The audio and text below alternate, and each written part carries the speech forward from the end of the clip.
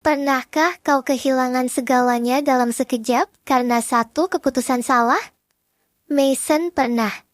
Dan sekarang, sistem memintanya melakukan hal gila itu lagi. Tahun 2066. Itu adalah tahun neraka bagi Mason. Dia bersumpah tidak akan pernah menyentuh kripto lagi setelah Orex Coin dan TICX Coin menghancurkan hidupnya. Mengubah $4.000 menjadi $35. Trauma itu masih membekas. Tapi sistem ini gila. Dia baru saja mengubah hidup Mason. Dan sekarang dia meminta Mason mempertaruhkan $400.000 untuk Craven Coin? Sistem bertanya, apakah Anda mempercayai saya? Mason dilema. Logikanya berteriak tidak.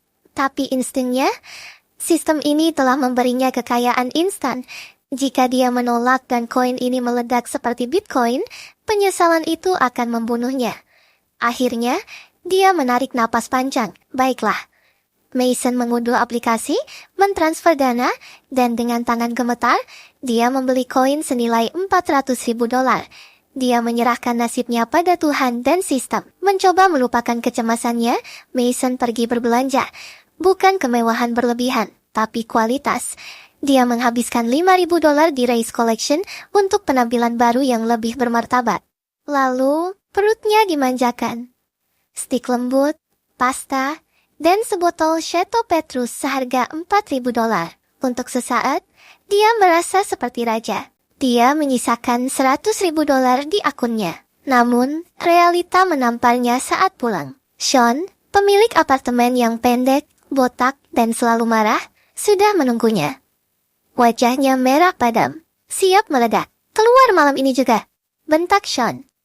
Dia menghina Mason, menyebutnya pemimpin bangkrut yang tak pantas tinggal di sana, meski kini berbaju bagus. Dia mengusir Mason demi penyewa yang membayar lebih tinggi.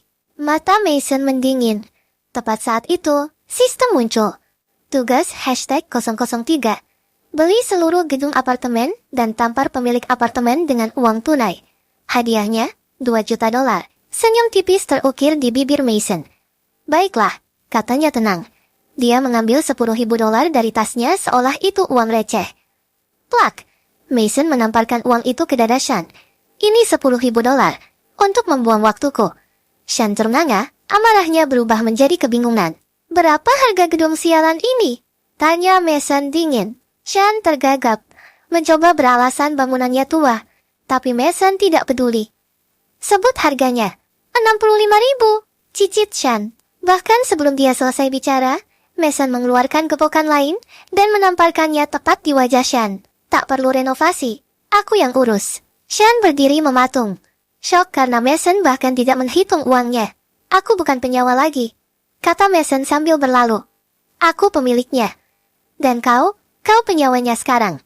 Begitu Mason masuk ke unitnya, bip, tugas selesai. $2 juta masuk ke rekeningnya. Mason menatap layar ponselnya. Mulutnya terbuka lebar. Ya Tuhan, bisiknya gemetar namun bahagia. Aku benar-benar menyukai ini.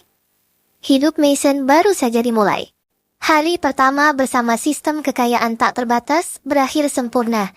3 tugas selesai, dan total hadiah mencapai $2,6 juta. Mason tahu, hidupnya tidak akan pernah sama lagi.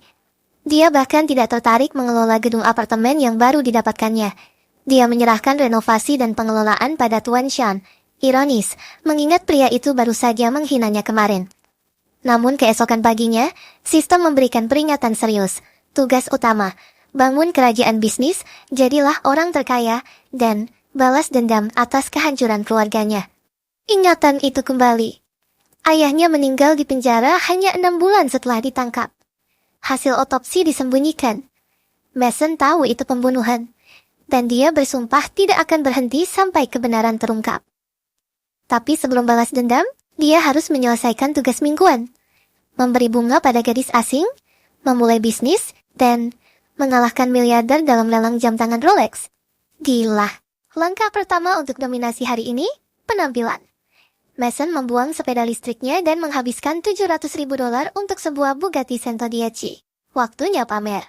Monster mekanis itu meraung memasuki Universitas Greenrise. Semua mata tertuju pada mobil futuristik yang berhenti tepat di depan Fakultas Bisnis. Pintu kupu-kupu terbuka. Sosok dengan setelan jas hitam rapi keluar. Desahan kagum menyebar saat mereka menyadari siapa pemiliknya. Itu Mason. Tidak mungkin. Bisik-bisik memenuhi udara. Mason tidak peduli. Dia berjalan dengan wibawa seorang raja, mengabaikan kamera yang mengarah padanya. Di dalam kelas, dia melakukan langkah tak terduga. Bukan mencari tempat duduk, dia menghampiri gadis acak di dekat mantannya, Freya, dan memberikannya setangkai mawar. Freya merasa seperti ditampar lumpur.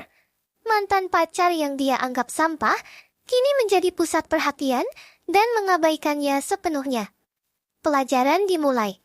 Profesor Robert, seorang ekonom senior, melempar pertanyaan sulit tentang aset yang nilainya meningkat versus kewajiban. Landon, si anak emas, ditunjuk. Tapi jawabannya menyedihkan, gagap, dan terlalu umum. Kesempatan emas bagi Mason. Tanpa ragu, Mason angkat bicara. Dia menjelaskan dengan sempurna perbedaan antara Rolex Daytona yang nilainya naik karena kelangkaan dibandingkan sedan mewah yang harganya jatuh begitu keluar dealer. Analisis yang tajam tentang nilai, persepsi, dan kelangkaan. Profesor Robert terkesan. London, dia mendidih dalam rasa malu.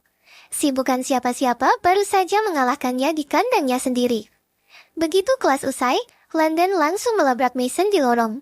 Dia menuduh Mason hanya sedang beruntung dan meminjam cahaya orang lain. Tapi mental Mason sudah berbeda. Dia menjawab dengan dingin. Kalau aku meminjam cahaya, kau pasti sudah berada di kegelapan. Sebelum London bisa membalas, suara menggoda memecah ketegangan. Giselle. Dengan jaket kulit dan aura dominan, dia memanggil Mason seolah mereka sudah memiliki janji. Mason tersenyum, berpamitan pada pecundang di depannya, dan melangkah pergi bersama Giselle. Meninggalkan Landon dan Freya menatap punggung pria yang kini tak lagi bisa mereka remehkan. Tugas nomor 004 selesai. Hadiah $500.000 dan peningkatan pesona? Lumayan untuk kerja sehari. Mason memeriksa statusnya. Kecerdasan dan pertarungan masih perlu diasah. Tapi setidaknya dia bukan lagi pecundang minggu lalu. Namun, ujian sebenarnya baru dimulai. Di sana, Giselle Frost sudah menunggu. Mason sempat panik. Dia cuma mendekati gadis ini demi misi uang kemarin. Tapi sekarang, dia harus bermain peran. Kemarin minta nomor, tapi nggak ada telepon, nggak ada pesan. Sindir Giselle. Gadis ini jelas benci diabaikan. Mason dengan santai membalas. Aku cuma menunggu momen yang tepat. Saat Giselle mengajak ngopi, para pengawal ayahnya mencoba ikut campur. Tapi lihat ini. Giselle membungkam mereka dalam sekejap. Perintahku mutlak. Ayahku tidak ada di sini. Sifat ratunya benar-benar keluar. Bebas dari pengawasan, mereka menuju kafe tersembunyi. Mason mulai menyadari. Di balik sikap dinginnya, Giselle hanya ingin menghirup udara segar, lepas dari sangkar emasnya. Di dalam kafe, tanpa basa-basi, Giselle langsung menembak. Dari mana uang untuk Bugatti itu? Kemarin kau cuma pria biasa berbaju bekas. Dia cerdas. Dia tahu ada yang tidak beres. Mason tidak goyah. Dia menjawab dengan tenang. Bahkan membuat lelucon tentang Landon Pierce, musuh mereka bersama. Itu langkah tepat. Giselle tertawa. Tawa yang tulus. Kamu berbahaya, katanya. Dan Mason, dengan segala kepercayaan diri barunya menjawab. Panggil saja aku Tuan Berbahaya. Boom. Pipi Giselle memerah. Mason menang telak. Sayangnya, momen itu tidak bertahan selamanya. Panggilan tugas, atau lebih tepatnya, panggilan Daddy, memaksa Giselle pergi. Tapi sebelum itu, dia menoleh dan berkata, Sabtu, kita berdua, kencan sungguhan, tanpa pengawal.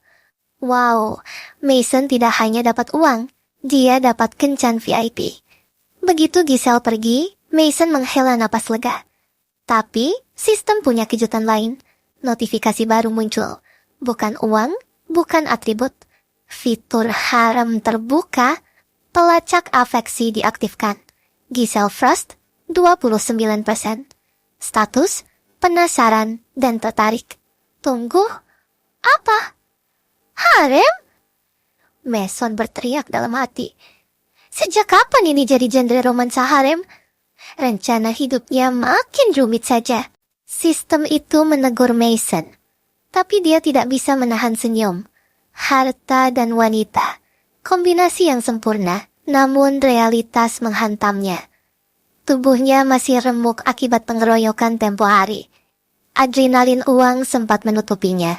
Tapi kini, rasa sakit itu menuntut perhatian. Saat hendak ke mobil, telinganya menangkap info penting.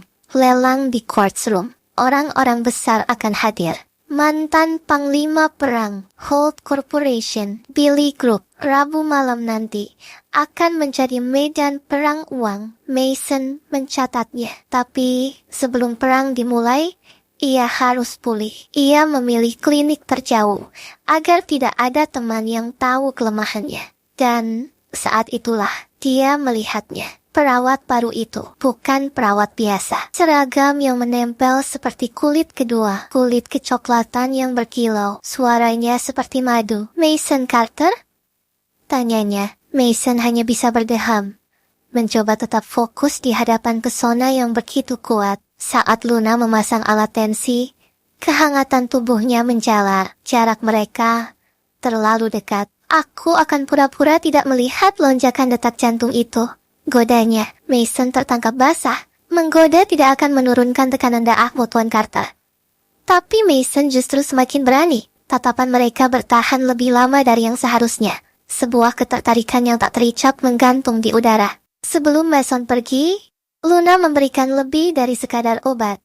Hanya untuk keadaan darurat, katanya. Perawat Luna. Begitu pintu tertutup, lonceng sistem berbunyi. Anggota harem baru, Luna Cooper. Tingkat afeksi? 11%. Mason tersenyum. Pesonanya ternyata lebih berbahaya dari dugaannya. Fitur harem ini menarik. Tapi, fokus utamanya tetap pada Rabu nanti. Masuk ke sarang singa di lelang Quartz Row. Dia tidak akan menjadi mangsa. Dia akan menjadi badai.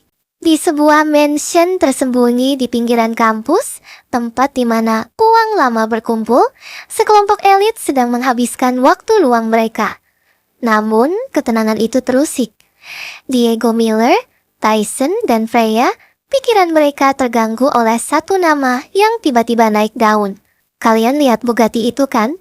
Diego memecah keheningan. Baginya melihat Mason, si bodoh itu, mengendarai mobil seharga jutaan dolar adalah penghinaan logika. Tyson menduga Giselle adalah sugar maminya. Tapi Freya tahu, Giselle tidak pernah terlihat senyaman itu dengan pria lain. Kecemburuan mulai membakar egonya. Lalu ada Landon. Dia tidak peduli soal uangnya. Dia peduli pada auranya. Itu bukan lotre, katanya dingin. Aku adalah anak Graham Pierce. Jika Mason berani menghalangi jalanku, aku tidak akan ragu memotong lidahnya. Ancaman itu membuat ruangan menjadi dingin seketika. Sementara itu, jauh dari kemewahan mansion, sebuah binatang buas meraung memasuki halaman apartemen tua yang sempit. Tuan Shan, sang penjaga, merasa matanya hampir copot. Kemarin pemuda itu miskin. Hari ini, dia datang dengan mobil yang harganya bisa membeli seluruh gedung ini. Mason Carter turun dengan tenang. Tatapan terkejut dari segala arah justru membuatnya tersenyum. Transformasinya nyata. Mason mengumpulkan semua orang. Bukan untuk pamer, tapi untuk sesuatu yang lebih besar. Dia melihat keluarga Williams, keluarga pekerja keras yang hidup pas-pasan. Renovasi gedung akan dimulai besok, kata Mason. Atap, pipa, cat, semuanya akan diganti baru. Dan bom sesungguhnya dijatuhkan. Kalian tidak perlu membayar sewa selama 2 tahun ke depan. Keheningan pecah menjadi sorakan. Bagi mereka, Mason bukan sekadar orang kaya baru. Dia adalah penyelamat. Mason menyerahkan tanggung jawab kepada Tuan Shan. Dia akan pergi untuk mengejar ambisi yang lebih besar, tapi dia memastikan tempat asalnya terawat. Namun tugas Mason belum selesai. Kembali ke kamarnya, dia langsung menyusun strategi. Bisnis lokal, modal tambahan, pelelangan. Ini baru permulaan. Mason Carter siap mengguncang dunia yang lebih tinggi. Apa rencana bisnis Mason selanjutnya? Dan bagaimana reaksi London saat tahu Mason semakin kuat? Jangan lupa like dan subscribe untuk kelanjutan kisahnya.